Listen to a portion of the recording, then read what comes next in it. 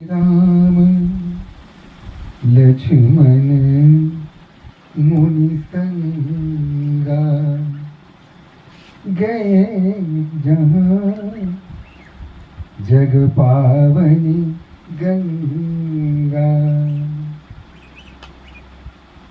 आगे आगे मुनि विश्वामित्र, उनके पीछे भगवान राम और सबसे पीछे भैया लक्ष्मण आगे बढ़ रहे हैं। और जाते जाते गंगा किनारे पहुंच जाते हैं। ऋषिवर ने कहा कि हे राम, यह कलयुग के सारे पापों को भरने वाले, प्राणियों को शुद्ध करने वाले, पवित्र करने वाली यह माँ गंगा बह रही है। आओ इनकी पूजा अर्चना करते हैं। और भगवान राम अपने अनुज लक्ष्मण के साथ मुनि जी के निर्देशानुसार वहाँ पूजा करते हैं। माता गंगा में डुबकी लगाते हैं, स्नान करते हैं। और तब तीनों स्वच्छ शिला पर माँ गंगा के किनारे बैठ जाते हैं। तो ऋषि ने कहा कि राम, जानते हो माँ गंगा कैसे प्रकट हुई? भगवान राम ने कहा कि नहीं, मुझे बताइए आप गुरुदेव। अब यहां देखिए कि भगवान राम जाकी सहज सांस सुविचारी, सहज सांस ही चारों वेद हों। वो क्या नहीं जानते हैं? माँ गंगा किस प्रकार पृथ्वी पर आई, अवतरित हुई।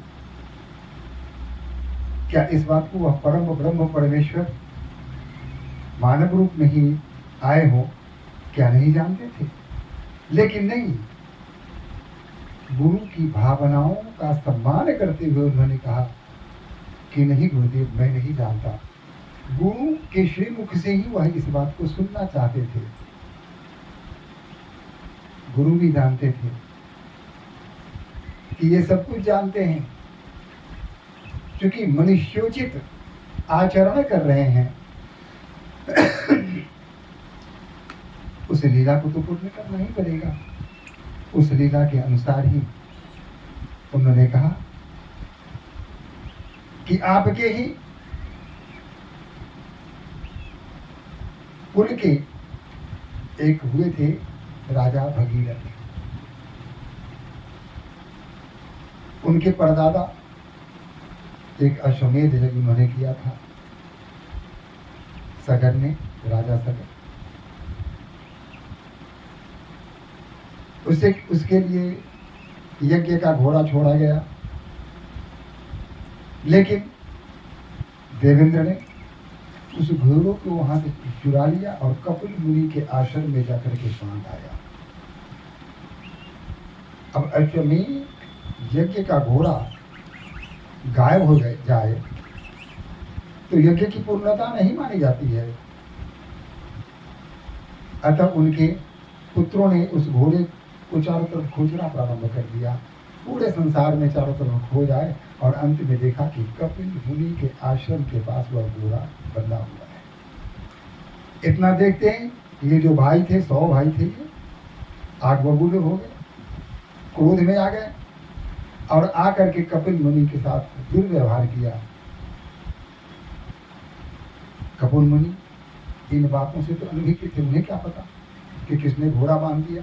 वो तो तपस्या में लीन थे। जब इन लोगों ने उन्हें तंग करना प्रारंभ कर दिया, छेड़ना प्रारंभ कर दिया, अभद्रता करना प्रारंभ कर दिया, तो उनका ध्यान भंग हुआ। और जब उन्होंने देखा कि ये सब उद्दंड बालक उसके साथ उद्दंडता कर रहे हैं, तो क्रोध में आकर उन्होंने उन्हें शाप दिया कि जाओ तुम सभी भस्म हो जाओ। और वहीं उन्होंने अपने शाप दे करके उन सारे भाइयों को वहीं भस्म कर दिया।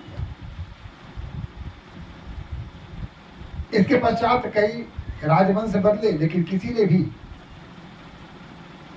गंगा जी को लाने का प्रयास नहीं किया और इनके पूर्वजों का उद्धार होना शेष रह गया। प्रत्येक व्यक्ति का यह दायित्व होता है कि अपने पूर्वजों के उद्धार के लिए कोई उपक्रम करे। श्राद्ध कर्म इसीलिए तो करते हैं, प्रतिवर्ष अपने जल को, अपने पितरों को तर्पण प्रदान करते हैं, जल प्रदान करते हैं, उनकी मुक्ति के लिए ही ऐसा करते हैं लोग। तो यह क्रम कई पुस्तक तक यूं ही पेंडिंग में पड़ा रहा, कोई किसी ने कुछ किया नहीं। और अंत में राजा भागीरथ आए और उन्होंने निश्चय किया, भागीरथ ने, कि हम अपने पितरों को जैसे भी हो उन्हें मुक्ति अवश्य दिलाएंगे। और इसके लिए उन्होंने ब्रह्मा की तपस्या प्रारंभ कर दी, घोर तप की। ब्रह्मा जी प्रसन्न हो गए, आए, उन्होंने कहा कि ठीक है, वर मांगो, जो भी वर मांगना हो मांगो बस। राजा भगीरथ ने कहा कि हे ब्रह्मदेव, आप मुझे गंगा माता को दे दीजिए ताकि मैं उन्हें पृथ्वी पर ले जा सकूं, और जिनके पवित्र जल से हमारे जो पूर्वज शापित पड़े हैं पृथ्वी पर, उनका उद्धार हो सके, उन्हें मुक्ति प्रदान हो सके। ब्रह्मा जी ने कहा कि ठीक है, मैं गंगा को आपके सुपुर्द कर सकता हूँ, लेकिन गंगा माता के उस तीव्र धारा को संभालने की क्षमता पृथ्वी में नहीं है। उस वेग को, हाँ, उस धारा को, उस वेग को संभालने की क्षमता पृथ्वी माता में नहीं। अतः अगर गंगा को मैं ऐसे ही छोड़ दूं तो पृथ्वी में सब कुछ नष्ट हो जाएगा, फिर वही स्थिति हो जाएगी, जल प्रलय आ जाएगा, जल प्रलय आ जाएगा, सभी प्राणी, पेड़ पौधे सारे डूब जाएंगे उसमें। तो मेरे तरफ से कोई आपत्ति नहीं है, लेकिन इसके प्रवाह को, इसके वेग को कौन रोक सकेगा? राजा भगीरथ ने कहा कि यह तो आप ही बताएंगे, कौन रोक सकेगा? कहा कि इसके लिए तो एक ही देवता सक्षम है और वो हैं भगवान शिव। उनकी जो विशाल जटाएं हैं, वे अपने जटा के माध्यम से ही गंगा के वेग को अपने आप में समाहित कर सकते हैं, रोक सकते हैं। कहा कि तो क्या करना होगा? तो शिव को प्रसन्न, उनकी तपस्या करो। फिर राजा भागीरथ भगवान शिव की तपस्या में लीन हो गए। कठिन तप करने के पश्चात भगवान शिव भी प्रसन्न हो गए और उन्होंने कहा कि मांगो बस। इसने कहा कि आप ऐसा कीजिए कि गंगा के उस प्रवाह को, उस वेग को आप अपनी जटा में रोकने की कृपा कीजिए, यही आपसे प्रार्थना है। शिव ने कहा ठीक है, विश्व के कल्याण के लिए तो सदैव मेरे दरवाजे खुले रहते हैं, यह कार्य भी मैं कर लूंगा। फिर उन्होंने अपनी विशाल जटाओं को खोल दिया। ब्रह्मा जी ने अपने कमंडल से, कहते हैं, एक बूंद निकाल के दिया और वही बूंद वहां से जब चला, वेग के साथ वह प्रवाह वहां से प्रवाहित होने लगी गंगा माता। फिर शिव जी की जटाओं ने उसको अपने आप में समेट लिया। गंगा माता उसमें चलती रही, दौड़ती रही, वेग के साथ आगे बढ़ती रही, लेकिन उस जटा का अंत उन्हें नहीं मिला।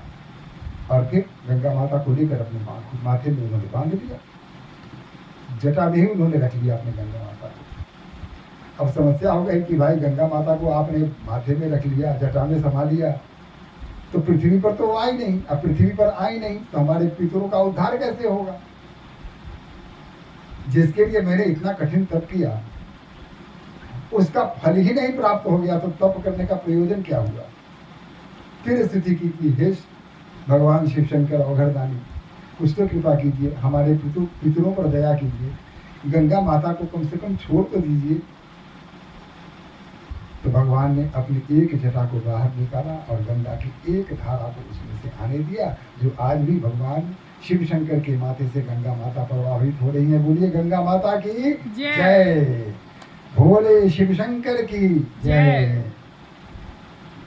और इस तरह हे राम, आपके पूर्वज राजा भागीरथ ने गंगा को स्वर्ग से पृथ्वी पर लाने का। इसीलिए गंगा को प्रयास किया। भागीरथी भी बोलते हैं। इसीलिए गंगा माता को एक नाम, भागीरथी एक गंगा नाम, कहते हैं। हाँ, उनका नाम भागीरथी भी है। वहां से रावण ने ब्राह्मणों को दान दक्षिणा 2 होता है देकर के वहां से आगे बढ़े। आगे आगे वो गुरुदेव, गुरु विश्वामित्र, उनके पीछे राम और सबसे पीछे लक्ष्मण भैया। भैया लक्ष्मण चल पड़े जनकपुर की ओर। अब वहां गए तो पुरुषम्यता पुरम्यता राम जगु देखी। जब नगर की का सौंदर्य राम ने देखी तो हर्षे अनुज समेत विषेखी। अपने भाइयों के साथ दोनों भाई अत्यंत प्रसन्न हो गए। नगर की शोभा देखते ही आनंद में भर गए राम और लक्ष्मण दोनों। बापी कूप सरित सर नाना, स्थान स्थान पर कुआं खुदे हुए थे, तालाब थे, नदियां बह रही थी। सलिल सुधा सम मनीषो पाना, और उसके जो प्रवाह थे, उसके जो जल थे, वह अमृतमय था। गुंजत मंजू मत रस भृंगा, और उन तालाबों में कमल खिले हुए थे और उस कमल पर भंवरे गुंजार कर रहे थे। कूजत कल बहुबरन विहंगा, विविध प्रकार के खग पक्षी दल कलरव कर रहे थे, विभिन्न शब्दों का उच्चारण कर रहे थे, विभिन्न ध्वनि उत्पन्न कर रहे थे। बरन बरन बिकसे बन जाता, त्रिभुज समीर सदा सुखदाता। विभिन्न प्रकार के पेड़ पौधे चारों तरफ बने हुए थे। वन विविध प्रकार के पेड़ों से भरा पड़ा था और त्रिभुज समीर शीतल मंत्र सुगंध वायु वहां सदैव प्रवाहित होती थी। 12 महीने प्रत्येक मौसम में वो हवाएं चलती थी जो हृदय को, जिसमें शीतलता थी, जिसमें सुगंध था और जिसमें मृदुलता थी। धीरे धीरे कोमलता के साथ हवा बहती थी। ऐसा दृश्य था उन नगरों का।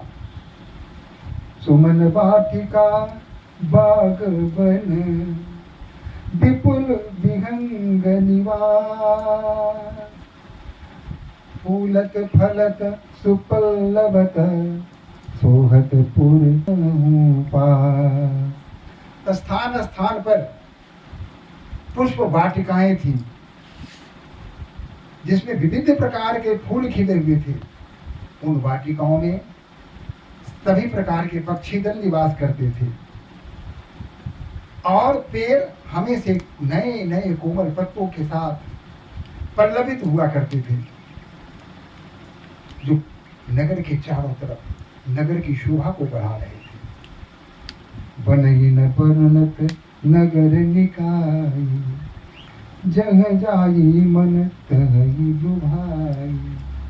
नगर का सौंदर्य वर्णन यानी वर्णन करने से बन नहीं रहा है, वर्णन नहीं किया जा सकता है। ऐसा सौंदर्य था, जहां जाते थे राम वही लुभा जाते थे। वहां के दृश्य को ही देख करके उस मुग्ध हो जाया करते थे। ऐसा वर्णन था। नगर में घूम रहे थे, जहां जहां जाते थे और जहां का सौंदर्य देखते थे तो क्या पिछले सौंदर्य से ये तो अद्भुत सौंदर्य है। प्रतिक्षण नए सौंदर्य का आभास हो रहा था और आनंद में भर रहे थे। चारु बजारु भिच अंबारी, मणिमय विधि जन सुकर सवारी। सुंदर बाजार चारों तरफ सजे हुए थे, दुकानें सजी हुई थी। वो जो महल थे चारों तरफ, वो हीरे मोती से जड़े हुए महल थे। धनिक बनिक बर धन समाना, बैठे सकल वस्तु नए नाना। और वहां के जो व्यापारी वर्ग थे वो एक एक व्यापारी कुबेर की तरह धनी थे। वो अपने अपने व्यापार के सामान लेकर के अपनी अपनी दुकानों में बैठे हुए थे, सुशोभित हो रहे थे। यही नहीं, चौहट सुंदर गली सुहाई, संतत रही सुगंध सिंचाई। वहां की जो गलियां थी, वहां की जो चौराहे थे, वो अत्यंत सुंदर ढंग से सजाए हुए थे। जहां जाने के बाद मन अपने आप मुग्ध हो जाया करता था, ऐसी स्थिति नगर की बनावट थी। मंगलमय मंदिर सबके चित्रित जनु रतिनाथ चितेरे। और जितने भी लोगों के घर थे वह शुभ के संकेत थे।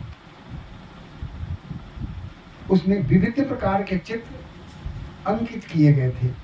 चित्रों से सुसज्जित लोगों के मकान थे।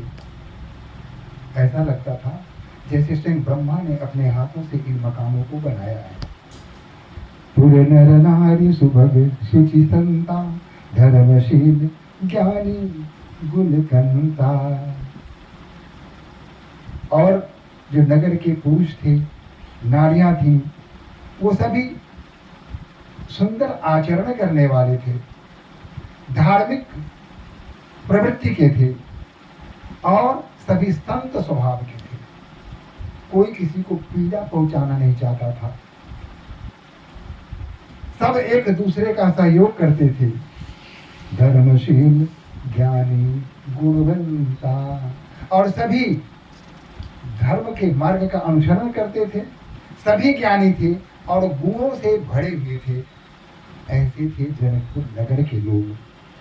अति अनूप जह जनक निवासु, विध कही विविध बलो की विलासु। और जहां महाराजा जनक रहा करते थे, उनका जो निवास स्थान था, वह जो राजमहल था, वो अनूप था, विचित्र था, अद्भुत था, अलौकिक था। वहां विविध प्रकार का सौंदर्य से भरा हुआ वह महल था। भूत चकित चित कोट बिलोकी, सकल भुवन शोभा जलूठी। धवल धाम मुनि पुरट घट, सुगठित नाना भांति। सिए निवास सुंदर सदन, शोभा की कही जात। ये राजा का भवन था। और उसके पास ही जहाँ माता जानकी रहती थी, उनका भवन था। और उस भवन की शोभा का वर्णन करना किसी के लिए संभव नहीं है। वह भवन कैसा रहेगा, था या है, यह वर्णन किया नहीं जा सकता। वर्णनातीत है, वर्णन करना कठिन है। सुर सचिव से नभ बहु तेरे, निप गृह सरिस सदन सब केरे। और जो राजा मंत्री थे, वो लोग, उन लोगों का निवास स्थान अलग था, उनका क्षेत्र अलग था। मंत्री तंत्री ये सब सामान्य जो गणमान्य लोग थे, उनका निवास स्थान अलग था। पूर्व घेर सर सरित समीपा, उतरे जगत है विपुल महीपा। और नगर के पास ही एक ऐसा तालाब था। उस तालाब के पास ही देश विदेश के राजा महाराज आकर वहाँ डेरा डाले हुए थे। वहाँ उनके रहने का स्थायी प्रबंध किया हुआ था। लोग आते थे, वहाँ ठहरते थे, जाते थे। वो आजकल का जो होता है ना, जब विदेशी मेहमान आते हैं, वो राष्ट्राध्यक्ष आते हैं, तो गेस्ट हाउस बना हुआ था। और वही भव्य गेस्ट हाउस बना हुआ था, जहाँ राजा महाराजा आकर के ठहर सके, जिनकी अतिथि गृह। तो उनके लिए उनके सुख सुविधाओं का सारी व्यवस्था वहाँ कर दी गई थी, ताकि उन्हें किसी प्रकार के अभाव को खले नहीं। इसलिए सभी वहाँ आनंद में थे। बनी विशाल बाजी गजशाला। विशाल हाथियों का जो स्थान होता है, गजशाला बनाया गया था। घोड़ा रखने के लिए अलग घोड़शाल बनाए गए थे। रथ की व्यवस्था अलग थी। और वहाँ हाथियों और घोड़ों को हमेशा देखभाल करने वाले सेवक हमेशा लगे रहते थे, उसकी देखभाल करते थे, उसके खाने पीने की व्यवस्था करते थे, उसके धोने नहाने और स्वच्छता का ध्यान रखते थे। ऐसी व्यवस्था वहाँ थी। सूर सचिव सेनप बहु तेरे, नृप गेह सरिस सदन सब केरे, पूर्वाहिर सर सरिता समीपा, उतरे जग कह विपुल महीपा। यहाँ तक कि वहाँ जो राजा आते थे, आभास होता था कि ये सामान्य राजा नहीं, ये स्वयं देवता आकर के यहाँ निवास कर रहे हैं। बड़ा सा तालाब था, उस तालाब का जल शीतल था, स्वच्छ था, निर्मल था, और उसमें यहाँ वहाँ जहाँ तहाँ कमल के फूल खिले हुए थे, और उन फूलों पर मकरंद के लोभ से भंवरे गुंजार कर रहे थे, गुनगुना रहे थे। उनका गुंजन चारों तरफ मधुर गुंजन गूंज रहा था। कोकिला किसी आम की डाली से बैठ करके कू कू की आवाज से स्वर बोल रही थी। स्वर का मिठास चारों तरफ बिखेर रही थी। कहीं मयूर नाच रहे थे। जहां देखो वहां शोभा, जिधर देखते थे लगता था वहां उनका मन लग जाता था, चित्त वहीं अटक जाता था। जहां भी गए लोगों को देखा, लोगों में भी वही बात थी, लोगों में सरलता थी, स्वाभाविकता थी, लोग मिलनसार थे। जो आगंतुक होते थे, जो उनके यहाँ आते थे, अतिथि होते थे, उनका भव्य स्वागत करते थे, उनके प्रति उनका सम्मान भाव हुआ करता था। ऐसा नहीं कि कहाँ से ही मेहमान आगे देखा बिना बुलाए आ गए, इस तरह का भाव उनके मन में नहीं था।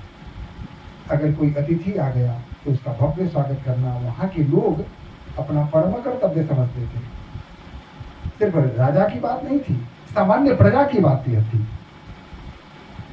भले ही नाथ कही कृपा निकेता, उतरे तक मुनि वृंद समेता, विश्वामित्र महामुनि आए, समाचार मिथिलापति पाए। आगे बढ़ने के बाद एक सुरम्भ आम का बगीचा उन्हें दिखाई दिया और मुनि का मन वहां अटक गया। उन्होंने राम से कहा कि हे राम, मुझे लगता है कि यही एक ऐसा स्थान है जहां हमें यहाँ रुक जाना चाहिए, यही आश्रय लेना चाहिए, रात्रि विश्राम यही करना चाहिए। और मुनि दोनों भाइयों के साथ वही रात्रि विश्राम करने लगे। लेकिन विश्वामित्र महामुनि आए, समाचार मिथिलापति पाए। जब राजा जनक को पता चला कि स्वयं विश्वामित्र धनुष यज्ञ देखने के लिए पधार चुके हैं, तो आनंद की सीमा न रही। कहा कि चलो ये धनुष यज्ञ निश्चय ही सफल होगा। और फिर उन्होंने क्या किया? संग सचिव सुचि भूरि भट, भूसुरवर गुण ज्ञाति, चले मिलन मुनि नायक ही, मुदित रागु यही भांति। अपने मंत्रियों को साथ लिया, जो योद्धा वगैरह थे उनको साथ लिया, ब्राह्मणों को अपने साथ लिया, जो ज्ञानी लोग थे उनको अपने साथ लिया, और ऋषिवर से मिलने के लिए मुदित भाव से चल पड़े। किन्ह प्रणाम चरण धरी माथा, चरण धरी माथा। प्रणाम किया ऐसे ही नहीं, अब आजकल तो प्रणाम की भी परिभाषा बदल गई है। पहले लोग हाथ जोड़ के प्रणाम करते थे, पैर छू के प्रणाम करते थे। अब क्या करते हैं? पैर नहीं, जांग छू लेते हैं। और वही नहीं, कल मैं एक बारात में गया था, तो बारात में गया, एक व्यक्ति प्रणाम करने के लिए जब आया तो उसने पैर क्या, जांग भी नहीं छुआ, दूर से ही दिया। ऐसे करके ऐसे करके छुआ नहीं, जैसे मैं अछूता हूँ मेरे से बेचारे अशुद्ध हो जाएंगे, शरीर को छूने का कष्ट उन्होंने नहीं उठाया, बस दूर से ही ऐसे कर लिया, मैंने भी किया, खुश रही। उसके बाद एक और है, एक व्यक्ति आते थे, उन दिनों में गया प्रवास में था, तो एक व्यक्ति जब आते थे तो उनके प्रणाम करने का तो विचित्र ढंग था। वो जब प्रणाम करते थे तो ऐसे नहीं करते थे, कुछ नहीं, चरण पैर छूने का तो खैर कोई प्रावधान ही नहीं था। वो प्रणाम कैसे करते थे, तो मुक्का उठाते थे, और मुझे लगा कि मारेगा क्या, लेकिन नहीं, मारता नहीं था। तो वो अब करेला पीटता था, अब अपनी छाती को पीट रहा है। अब प्रणाम करने का है कि ऐसे किया जा सकता है, अब हाँ मुक्का उठाया, ऐसे मारा, अब तो लगता है कि बता रहा हो कि मैं तुमको भी मारूंगा, जैसे मैं अपने आप को मार रहा हूँ। ये प्रणाम करने की कौन सी स्थिति है, मेरी समझ में नहीं आई। लेकिन उस समय ऐसा नहीं था। क्या किया उन्होंने, किन्ह प्रणाम चरण धरि शीशा, अपने सर को उनके चरणों पर रख दिए। कौन, राजा जनक। किनके, गुरु विश्वामित्र के अपने चरणों पर रख दिए। आज हमारे दरवाजे पर कोई अगर साधु रूप में आ जाए तो देखते ही बिलक जाते हैं, आ गया। कोई चंदनधारी अगर दिख जाता है तो कहते हैं कि ढोंगी है। ऐसी स्थिति हमारे समाज में हो गई है कि साधु को देख करके ढोंगी कहने की एक परंपरा सी बन गई है। साधु वेश में अगर कोई है, उसके मन में क्या है यह आप तो नहीं जानते, तो आप जो उसका सम्मान करेंगे, उसका सत्कार करेंगे, उसके वेश को करेंगे, आप साधु को करेंगे, वह व्यक्ति कैसा है वह तो आप नहीं जानते, वह तो वह जाने, वह काम उसका है। लेकिन साधुओं के प्रति सम्मान का भाव आपके हृदय में अगर नहीं है तो आप पूर्ण मानव नहीं है, धर्म तो वही खंडित हो जाता है। अतः कोई साधु वेश में आपके सामने आता है तो निश्चित रूप से दोनों हाथ जोड़ कर उसका नमस्कार कीजिए। मैं ये नहीं कहता कि चरण प्रणाम चरण धरि माथा, ऐसा करने की आवश्यकता नहीं, कम से कम हाथ जोड़ करके सम्मान तो कीजिए। आप कुछ उन्हें दे नहीं सकते हो तो कम से कम दो शब्द मधुर तो दे सकते हैं। दो मधुर शब्द देने से भी आप पीछे हट जाएंगे। क्या यही हमारा समाज है? क्या यही हमारी सभ्यता है? यही हमारी संस्कृति है? क्या यही हमारा सनातन धर्म कहता है? लेकिन नहीं, कहा कि हमारे समाज में जो भेष बदल के लोग सनातनी अपने आप को कह के सनातन को पाखंड कहने वाले, ऐसे लोगों की अधिकता चारों तरफ बढ़ गई है, उनकी संख्या चारों तरफ बढ़ गई है। अतः ऐसे लोगों की बातों में ना आकर के हमें अपनी संस्कृति, अपनी सभ्यता पर विशेष रूप से ध्यान देने की आवश्यकता है। तो यहाँ मुनि जब आए, जब इसका समाचार राजा को मिला तो अपने सचिव और जितने भी ब्राह्मण समाज थे, उनके ऋषि मुनि थे, ज्ञानी लोग थे, उन सबों को साथ लेकर के आए और किन्ह प्रणाम चरण धरि माथा दिन आशीष मुदित मुनिनाथा। और ऋषिवर ने मुदित होकर, आनंदित होकर के आशीर्वाद दिया। वे प्रविंद सब आदर बंदे जानी भाग्य बर राहु आनंदे। और जितने भी और भी ऋषि मुनि थे, ब्राह्मण लोग थे, उन सबों की उन्होंने अभ्यर्थना की, प्रार्थना की, वंदना की, सत्कार किया, सम्मान किया और अपने आप को भाग्यशाली माना कि मेरा भाग्य है कि हमारे यहाँ इतने इतने बड़े ऋषि आए हैं, मुनि आए हैं। कुशल प्रश्न कही बार ही बारा विश्वामित्र निपहि बैठारा। उनसे कुशल पूछा विश्वामित्र जी ने कि कहो राजन, कैसा समाचार, क्या है, कैसे हो, बार बार पूछा और अपने पास ही राजा को बैठाया। तेहि अवसर आए दो भाई, उसी समय दोनों भाई जो नगर घूमने गए थे, मुनि की आज्ञा से नगर भ्रमण करके वहां से वापस आए। गए रहे देखन फुलवारी, जो फुलवारी देखने गए थे, जिसका वर्णन हम पहले कर चुके हैं। श्याम गौर मृदु बयस किशोरा, अब यहाँ श्याम गौर मृदु बयस किशोरा, इस पर ध्यान देने की आवश्यकता है। चारों तरफ लोग कहते हैं कि अभी यह चार मिथ्या भ्रम हिंदू समाज में फैलाया जा रहा है कि जिस समय भगवान राम का विवाह हुआ था उस समय राम की उम्र थी 22 साल, कोई कहता है 28 साल, कोई कहता है 30 साल, और माता जानकी की उम्र कोई कहता है 9 साल, कोई कहता है 11 साल। इस तरह से भ्रम फैलाए हुए हैं लोग। यहाँ क्या कहते हैं गोस्वामी जी, इस पर ध्यान दीजिए। क्या कहते हैं? श्याम गौर, एक सांवली है, एक गौर है, और मृदु कोमल है, कोमलता उनमें है। कोमलता कब होती है? ध्यान देना है।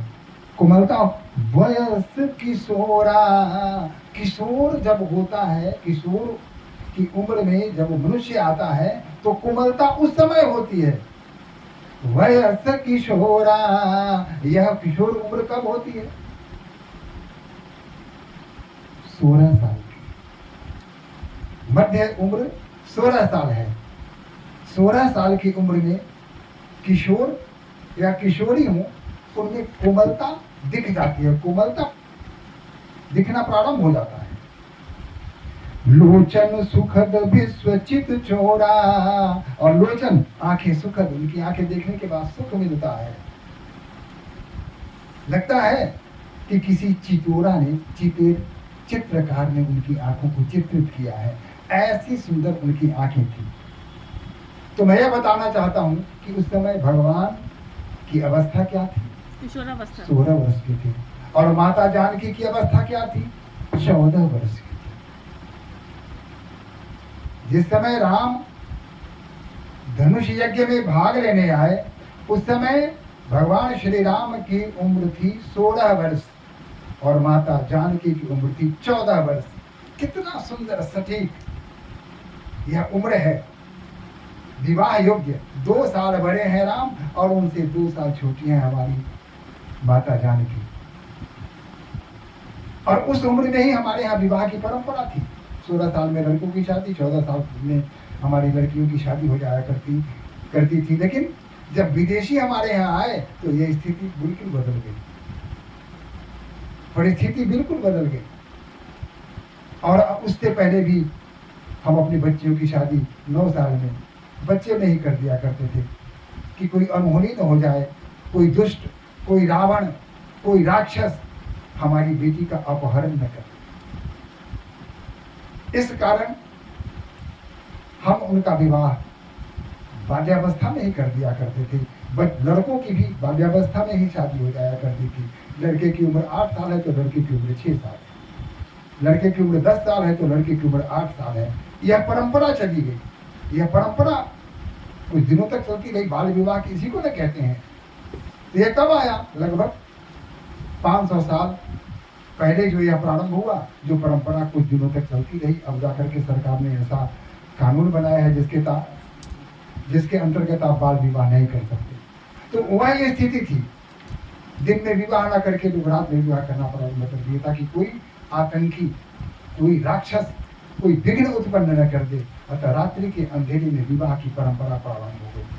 हमारी जो सभ्यता इतनी ऊंची थी, इतनी सुंदर थी, हमारी सभ्यता इतनी भव्य थी, उस सभ्यता को ग्रहण कर गया और हम अपने आदर्श से दूर होते चले गए। तो वहाँ यही स्पष्ट है कि भगवान राम की उम्र स्मरण रहे। उस समय भगवान राम की उम्र 16 साल थी और माता जानकी की उम्र 14 साल थी। श्री राम जय राम, जय जय राम, श्री राम जय राम, जय जय राम, श्री राम जय राम, जय जय राम, श्री राम जय राम जय जय राम संकट मोचन जय हनुमान श्री राम जय राम जय जय राम श्री राम जय राम जय जय राम